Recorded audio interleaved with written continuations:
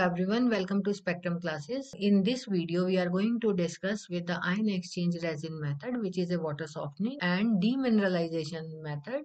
And this video is in continuation with the water chemistry videos, where we are already discussed about some different methods like zeolite and soda lime process for water softening, and this is in continuation with that ion exchange resin method for softening of water, right? So what does it mean?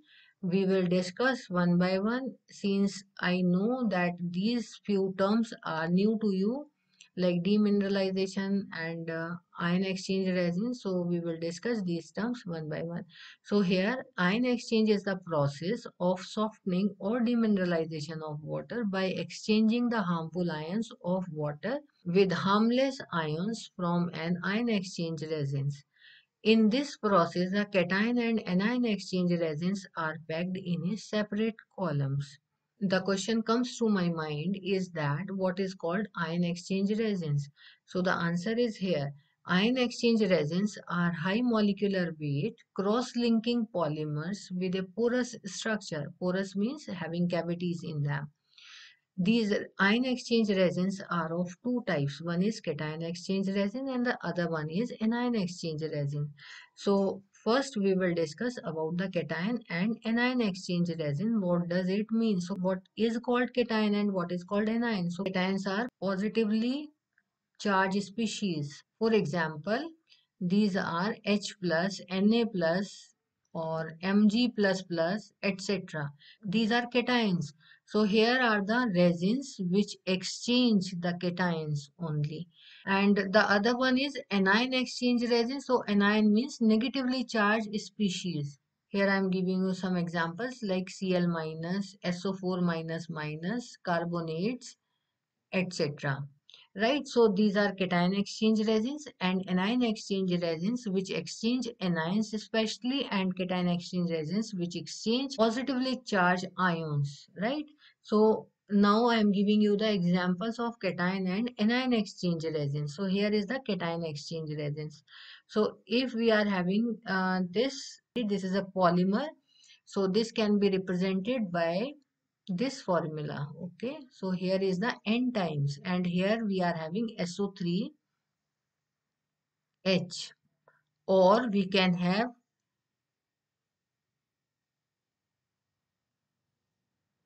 SO3Na, right? So we either have SO3H or we either have SO3Na. So here SO3 is negatively charged species and this is H plus. This is negatively charged species, this is positively charged species. This H plus and this sodium plus, it can replace with some other ions, positively charged ions. So that since it can replace the H plus or sodium plus, that is why this is called cation exchange resins. Similarly, we are having here anion exchange resins. So here anion exchange resins, again we can write down in this manner. This is how, this is N, okay? N is with CH3 and CH3. So since N forms 3 bonds, but here we are having 4 bonds, so it acquires a positive charge, and to this positive charge one OH minus is attached. It forms ionic bond, right? So here is this and this whole N. This is the anion exchange resin. So how I have represented this? NCH3 whole thrice, and here N has plus charge and OH minus is having negative charge. So these are the examples of cation and anion exchange resin. Resins are seems to be. So these resins where we can just write down in this manner.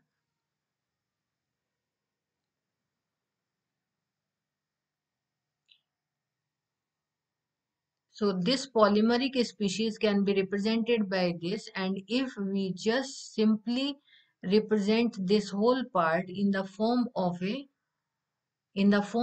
a sphere, right? This is just a symbolic represent, and this seems to be like this, okay, in actual. So here this part can be replaced by this sphere, and here is the H plus. Okay, so that we will discuss. So this is polymeric resin, how it looks like, and here is the representation of a column packed with polymeric resins.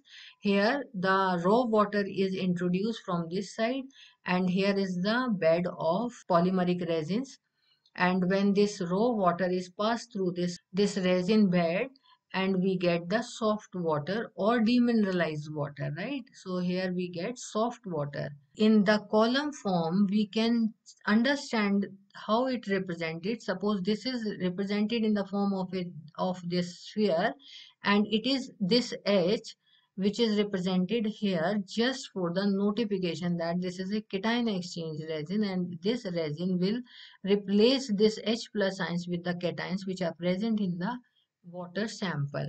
That we will discuss in the next slide. Okay. So I hope you understand what is called ion exchange resin, types of ion exchange resin, these are cation and anions, and how it looks like, how a column is packed with the polymeric resins, and how we understand this cation exchange resins represents. Okay. So here we will see how this ion exchange resin works with this small animation. Here is the column of cation exchange resin, and here is the column of anion exchange resin. Now we will come to the water softening process. So water softening is the process in which the calcium and magnesium ions or the hardness causing ions present in water will be removed by the water softening method. So here is the ion exchange method. So how this cation exchange resin will works to remove this calcium and magnesium ions present in the water sample. So these are the positively charged species, and here calcium and magnesium ions are positively charged species. So these calcium and magnesium ions, while passing through this ion exchange resin bed, they will get stuck and they removed this H plus ions, and these H plus ions will add it to the water, and magnesium and calcium ions get stuck to this ion exchange resin bed. So here we will see how this going to be happen. So this is interacting with the ion exchange resin bed, and the calcium and magnesium ions bind with the ion exchange resin. They remove the H plus ions from this ion exchange resin bed. But here you can see the sulfate, bicarbonate and chlorides are attached to this calcium and magnesium or hardness causing salts that are still there. Okay, only calcium and magnesium is removed through this cation exchange resin. These anionic species are still there, and in addition to that we are having H plus ions which are removed from this ion exchange resins. Okay, so this is called soft water. For some special purpose desire to remove these anionic species too, since these are the anionic species, so we have to pass these water to the anion exchange resin bed. You can see from this small animation. So this water is added to the anion exchange resin column, and here are the anionic species along with the H plus ions which are added from the cation exchange resin. Right. So these anionic species will go and react with the anionic species, anion exchange resin, and they will stuck over there and remove this OH minus ions. The H plus ions which are added from this cation exchange resin that interacts with the OH minus ions and form H2O. So this is water, H2O. Why we are calling this demineralization? So everything apart from the H2O molecules is removed by passing through cation and anion exchange resins. For demineralization, we need to pass the water from both cation as well as anion exchange resins but for water softening, it is fine to pass this water sample through this cation exchange resin. So one more thing which I bring to your notice, while the water sample is passing through this cation exchange resin, the excess of H plus ions are added. pH of the water decreases. Okay. So what is pH? pH is equal to minus log of H ion concentration, log base 10. Okay, so as the H ion concentration, as it increases over here, so as the H ion concentration increases, the pH of the water is going to be decreases. So in this way, pH of the water sample decreases. It may cause the corrosion the container. So one is the disadvantage of having this. In addition to H plus ion cation exchange resin, we can also have sodium plus. Okay, so in case of sodium, if we are having in place of this H plus, we are having Na plus over there. So instead of adding H plus ions, in that case, in case of sodium plus resin, so sodium plus is added to this. In case of sodium plus, the disadvantage is that alkaline nature of the water sample cannot be eliminated by using this sodium plus cation exchange resins. Okay. And apart from that, for health point of view, the sodium plus is also not beneficial. So this is how the cation exchange and anion exchange resin works, and why for water softening, we only require cation exchange resin, and for demineralization, water needs to be passed through both cation as well as anion exchange resins. Now the regeneration. So how this regeneration takes place? Regeneration, when this anion or cation exchange resin beds get exhausted with the cations as well as anions, then they need to be regenerated. So regeneration will take place by, if we are having H plus cation exchange resin, then we need to pass HCl or H2SO4 solution through this cation exchange resin column, and that will remove this attached magnesium and calcium ions and then replaces the positions with H plus. In that way, this cation exchange resin will get regenerated. So in that way, this cation exchange resin will get regenerated. Similarly, to regenerate the anion exchange resin, the solution of either NaOH or NH4OH solution is passes through this anion exchange resin bed, and that NaOH or NH4OH solution remove the attached anionic species from the anion exchange resin and regenerate the resin. This is how the ion exchange resin works and how it get regenerated. Now we will discuss the reactions involved in ion exchange method. This, suppose these are the hardness causing salts: calcium bicarbonate, magnesium bicarbonate, magnesium sulfate, magnesium chloride, calcium sulfate, calcium chloride, and the reaction involved over here is like this. So here I'll just show you how this reacts. So it means here this RCOH minus means we are having this COOH, okay, and whole times N. This is a polymeric species. And here this is COO minus and this is H plus. In the previous example, what I have, the example which we have taken is like this: SO3 minus H plus. Okay, so in the previous example, we have taken the example of this, and here we are having the example of COOH plus. So H plus and H plus are there. So this is a cation exchange resin, and the reaction is for cation exchange, right? So here we are having this RCOOH, and here is the metal which is having M plus charge. Now I will give you the example. So here is RCOOH, which is N times, will react with calcium 2 plus. So here is the calcium 2 plus. So two molecules of this ROOH is required. Since N is a big number, so I do not write here N minus 2. So here RCOO whole twice Ca, right? So since it is having 2 plus, so RCOO whole twice Ca plus this is my M. M is what here? 2. So here is 2H plus. For example, we can also take, suppose in place of H plus, we are having Na plus, right?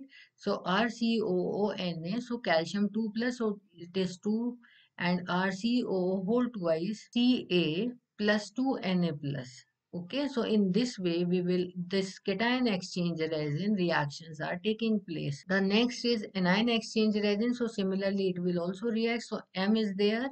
So here we are having M times. This is my resin and M times is there. M times OH minus is removed from there. So let us have an example. So here you can see this is how we can write. I have shown you earlier. So this is RnCH3 whole thrice OH plus Cl minus. So what is going to be happen? This is minus, this is plus.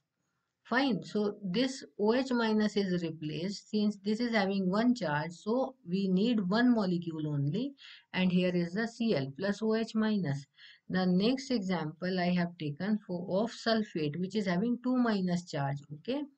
So two molecules of this is required. So 2OH minus is replaced to react with this sulfate minus minus since this is having plus charge, 1 plus charge. So 2 plus charge is required to neutralize this. So here is the plus charge. So this is whole unit if you consider this one. 2 times sulfate plus 2 OH minus is replaced. So this is how, this is very simple. You try by yourself and then you will come to know. And now the regeneration. Okay, so for regeneration, what we need to do? So this is suppose our cation exchange resin, or if we allow the HCl to passes through this resin, then what we will get? We will get we will get RCOOH, okay, n times plus, and this is calcium, so calcium chloride will be removed from this. So this is the regeneration. Similarly here regeneration can take place if we passes the sodium hydroxide or NH4OH through the exhausted resin bed, and we will get again Rn, which is plus CH3 whole thrice OH. Here is the regeneration of cation exchange resin, and here is the regeneration of anion exchange resin. So this is, you just try to write it once in your notebook, then you will understand better. Now the advantages and disadvantages of ion exchange method. So the advantages are it is easy to operate and control the ion exchange column. Secondly, it works well for water with different dissolved salts unlike soda lime process.